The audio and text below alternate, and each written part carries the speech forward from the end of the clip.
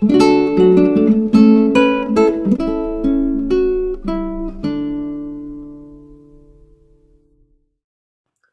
dia, meu irmão, minha irmã, bem-vindos ao nosso encontro de toda manhã da reflexão da Palavra de Deus. Hoje, dia 30 de agosto, segunda-feira da 22ª semana do Tempo Comum. E a primeira leitura da missa de hoje é da primeira carta de São Paulo aos Tessalonicenses, capítulo 4, do versículo 13 ao 18.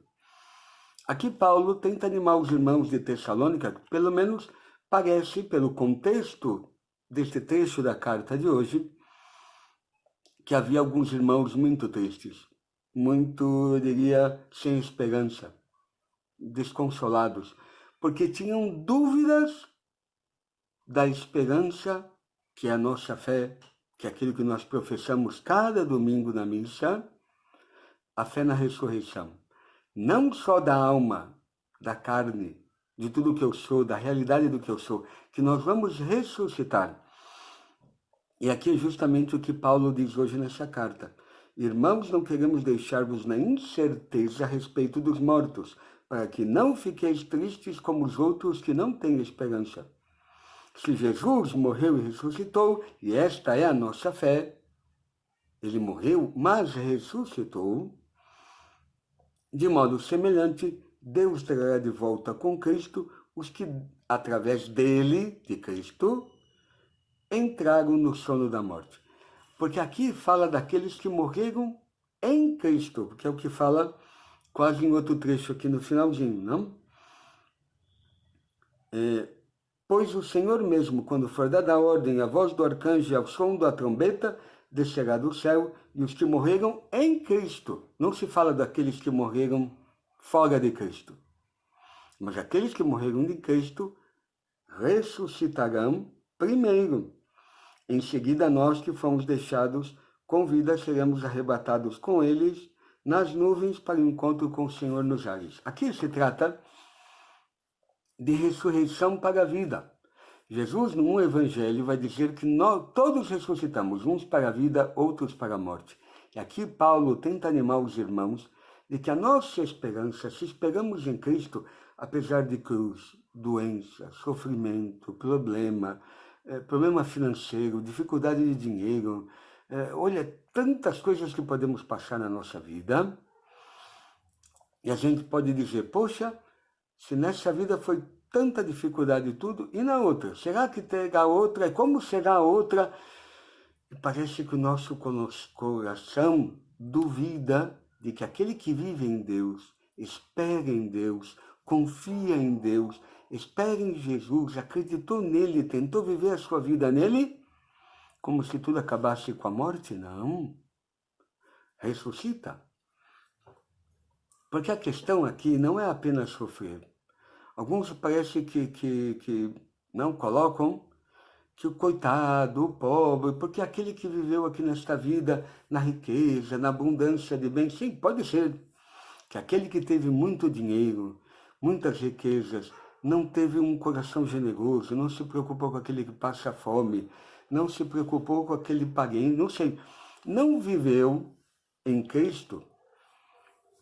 Claro que esse, como aquele rico da parábola, do Lázaro e do rico, Epulão, esse terá uma recompensa triste, é verdade.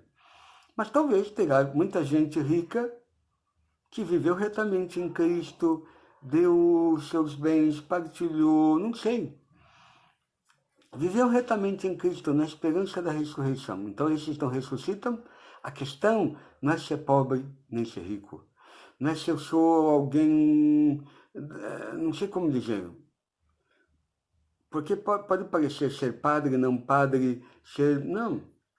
Eu sou do movimento tal. Eu sou da renovação do caminho catecumenal, eu sou do Focolares. Então esse vai ressuscitar? Não. Aquele que viveu em Cristo. Porque eu posso estar em algum grupo, algum movimento, alguma realidade da igreja, mas se não vivo em Cristo plenamente, profundamente, aceitando a cruz de cada dia, tentando viver o Evangelho, etc., este ressuscita para a vida. Os outros que não viveram em Cristo, ressuscitarão para a morte. Não basta estar na igreja. Tenho que viver em Cristo. A minha fé em Cristo, a minha pertença a Cristo. E é isto que Paulo hoje tenta animar os irmãos. Não desanimar da nossa esperança em Cristo, de viver em Cristo. Há uma recompensa. Não é a mesma coisa não viver em Cristo, por mais que eu faça as boas, o politicamente correto. Eu sou ateu, mas eu sou uma boa pessoa. Talvez Deus olhará para aquela pessoa, talvez, eu sei. Mas aqui a diferença, e é isto que Paulo tenta animar, não é a mesma coisa do que aquele que colocou a sua esperança em Cristo. Tem diferença, sim, senhor.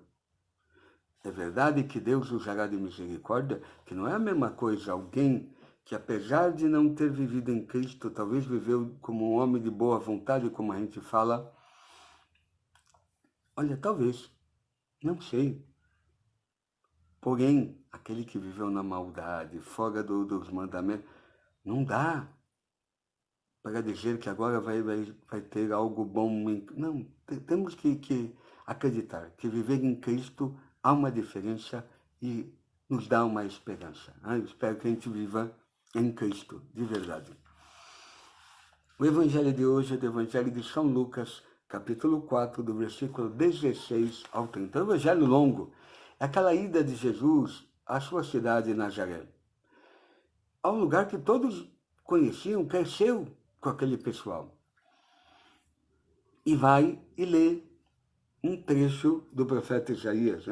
O Espírito do Senhor está sobre mim, porque Ele me consagrou com a unção para anunciar a boa nova aos pobres, tudo aquilo que fala Isaías. Então é só de Cristo? Não, esta palavra também se cumpre em você e em mim, como diz Jesus no finalzinho, quando Ele entregou o rolo ao ajudante, e todo mundo esperava que Ele dissesse uma palavra na sinagoga. E o que Ele disse? Hoje se cumpriu esta passagem da Escritura que acabaste de ouvir. É claro que está falando esta palavra, esta profecia dele, Cristo. É Ele que veio aqui com a unção para anunciar a boa nova aos pobres, enviou para proclamar a libertação aos cativos, aos cegos recuperar os milagres que Cristo fez, não? E para proclamar um ano da graça do Senhor. Sim, é verdade, isto, eu diria, se cumpre eminentemente em Cristo.